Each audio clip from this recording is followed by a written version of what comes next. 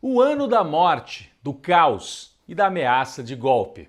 Mas esse foi também o ano em que, apesar do governo federal, o país conseguiu vacinar quase 70% da população.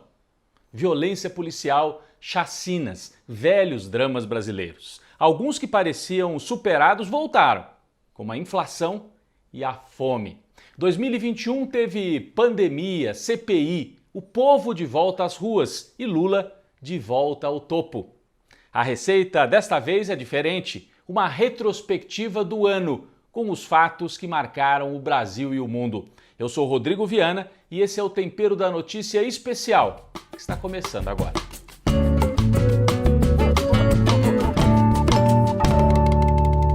2021 vai ficar marcado como o ano terrível em que o Brasil ultrapassou a marca de 600 mil mortos pela pandemia de Covid-19.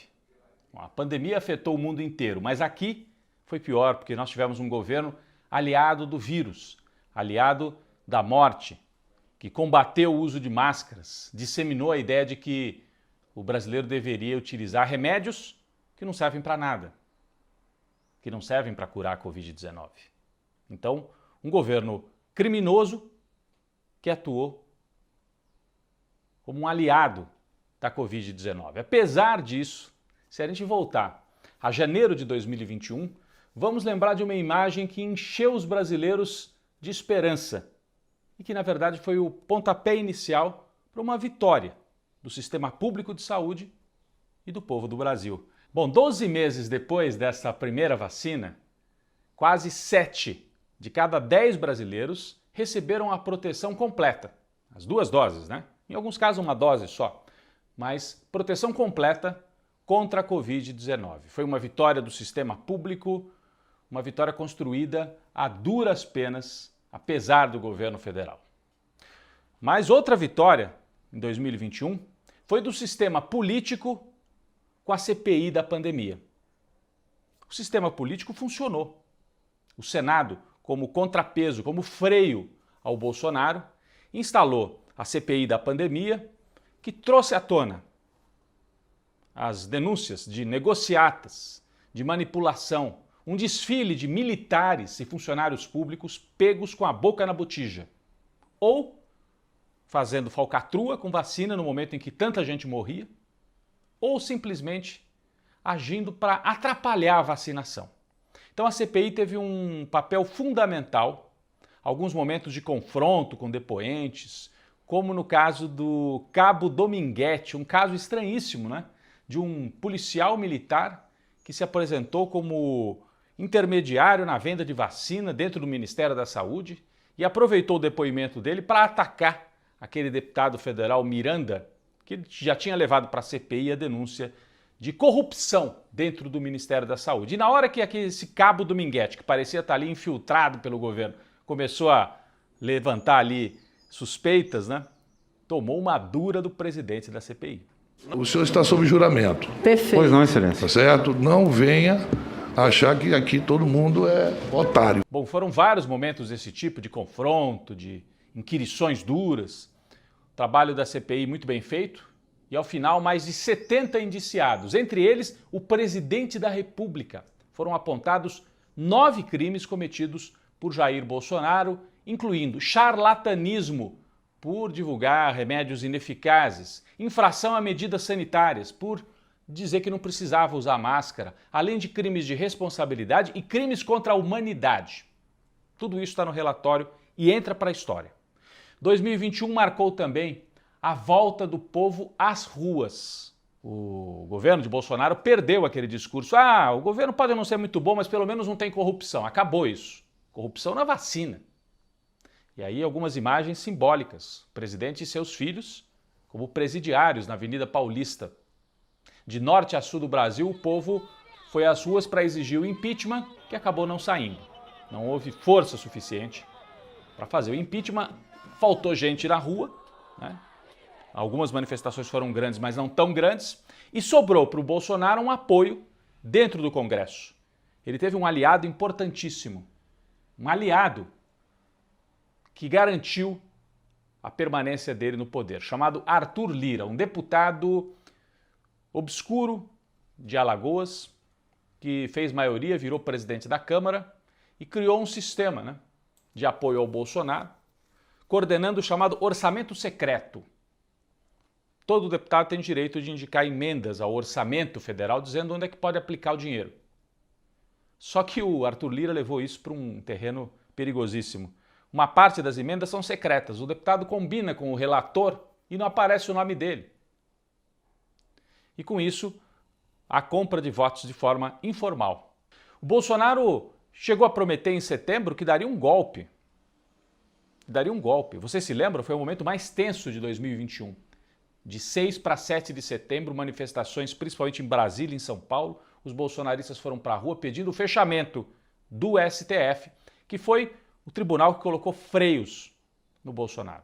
Ameaçaram cercar, invadir o STF. Depois houve um recuo nos dias seguintes e o Bolsonaro percebeu que não tinha forças para dar o golpe. E aí costurou um acordo definitivo com o centrão de Arthur Lira, com apoio também de Michel Temer. E aí Bolsonaro, que dizia que era antissistema, que era contra os corruptos, termina abraçado, rolando na lama com o centrão, filiado ao PL, o Partido Liberal. Colheu algumas vitórias importantes, como a nomeação, em 2021, de um ministro para o Supremo Tribunal Federal, André Mendonça, que ele mesmo chama de ministro terrivelmente evangélico, um sujeito que se apresenta para ser ministro do Supremo e, em vez da Constituição, leva a Bíblia debaixo do braço. Nada contra o sujeito ter sua religião, mas fazer disso a plataforma para atuar juridicamente é muito perigoso, é misturar religião com poder, e isso não terminou bem em lugar nenhum do mundo.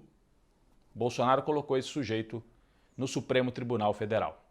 Bom, no mundo, 2021 foi o ano em que um personagem nefasto saiu de cena.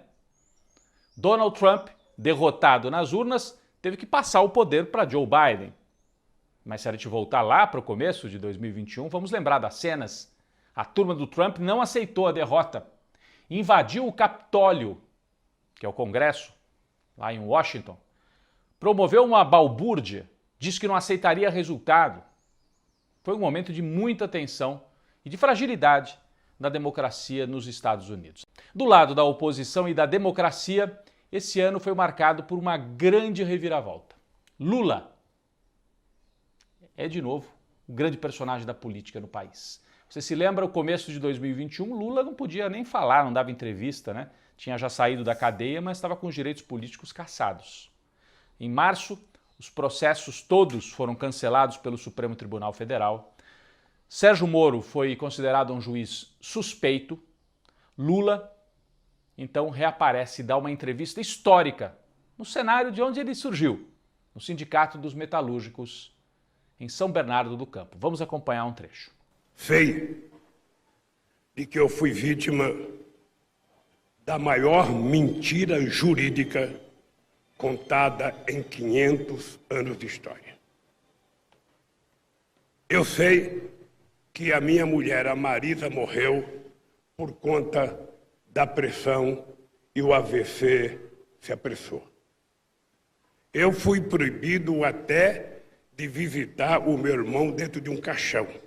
Bom, a partir dessa entrevista, Lula volta a articular, volta a circular pelo país e volta a aparecer como líder em todas as pesquisas eleitorais para 2022.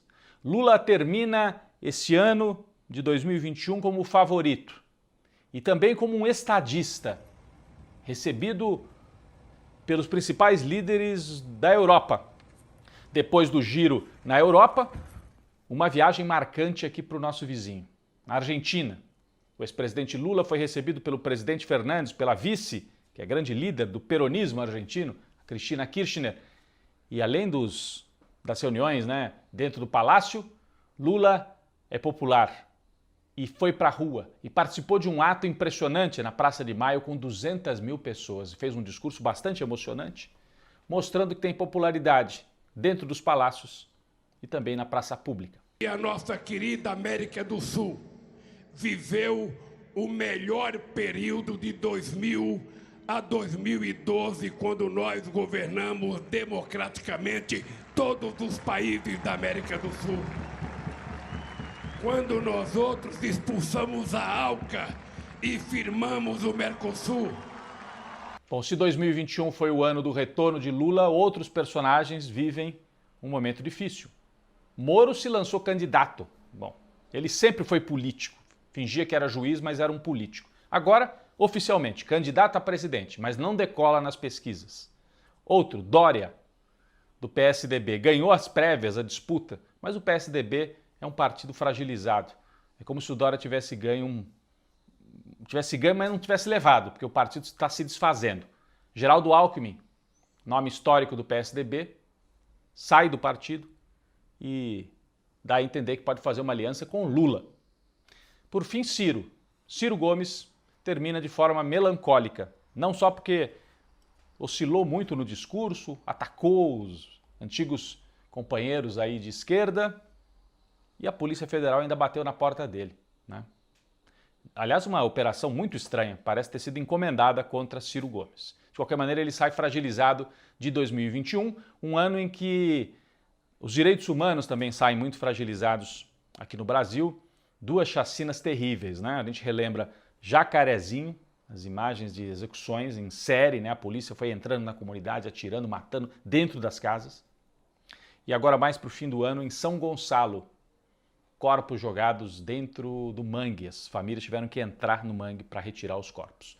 Símbolos da violência policial autorizada pelo discurso violento do presidente da República. É um problema antigo, mas que se aprofunda com o governo Jair Bolsonaro. Na economia, a volta de dois fantasmas. Bom, inflação passando de 10% e o monstro da recessão. O PIB recuou por 2 trimestres, isso configura recessão técnica. Então o Brasil termina 2021 com inflação e recessão ao mesmo tempo. E termina com a volta da fome. Imagens muito tristes, mas que são a realidade do Brasil. Fome. As pessoas catando comida no lixo e fazendo fila para comprar osso, para ganhar osso, porque não conseguem comprar carne para comer. 2021 foi o ano também do esporte, Olimpíadas, que tinham sido adiadas, né, de 2020 para 2021, no meio da pandemia, mas algumas imagens marcantes e o Brasil aprendeu a torcer em dois esportes que não eram assim tão populares, né, do grande público, apesar de ter muitos seguidores, o surf e o skate. Medalhas, ídolos, movimentos, dois esportes que vieram para ficar e também marcam esse difícil ano de 2021.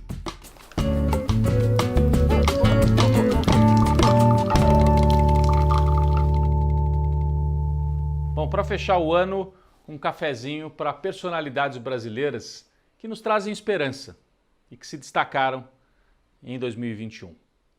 Primeiro, Fernanda Montenegro, a dama do teatro e da televisão, da dramaturgia do Brasil. Fernanda Montenegro e Gilberto Gil, gênio da música, poeta, os dois indicados para a Academia Brasileira de Letras. O reconhecimento da academia fundada por Machado de Assis para dois grandes nomes das artes no Brasil. Fernanda Montenegro e Gilberto Gil, que foi ministro da Cultura, mas que é principalmente um poeta do povo. Nosso cafezinho também para um outro gênio brasileiro, que faria 100 anos em 2021. Paulo Freire, da pedagogia do oprimido. Ensinava a ler e escrever, ensinava também a pensar de forma crítica. Então nosso cafezinho para o grande Paulo Freire, que virou um símbolo da extrema-direita, um símbolo do que eles querem destruir. E ele é um símbolo do que nós podemos reconstruir no Brasil. Reconstruir com a solidariedade de outro grande brasileiro, Padre Júlio Lancelotti. Para ele também o nosso cafezinho. Padre Júlio simbolizou em 2021 a necessidade de solidariedade num momento tão difícil, cuidando das pessoas de rua, né? Distribuindo comida, roupa. E não foi o único, felizmente. Nosso cafezinho também para todas e todos que ajudaram a construir redes de solidariedade, com cozinhas comunitárias, distribuição de alimentos por todo o Brasil, isso aconteceu. Gestos de solidariedade, que ao lado desses outros personagens que eu destaquei aqui, nos trazem esperança num ano tão difícil, que Gilberto Gil, Fernanda Montenegro, Paulo Freire, Júlio Lancelotti, todas e todos que lutaram contra a fome, contra a opressão e contra a desigualdade, nos ajudem e nos iluminem em 2022. Um cafezinho para todos eles.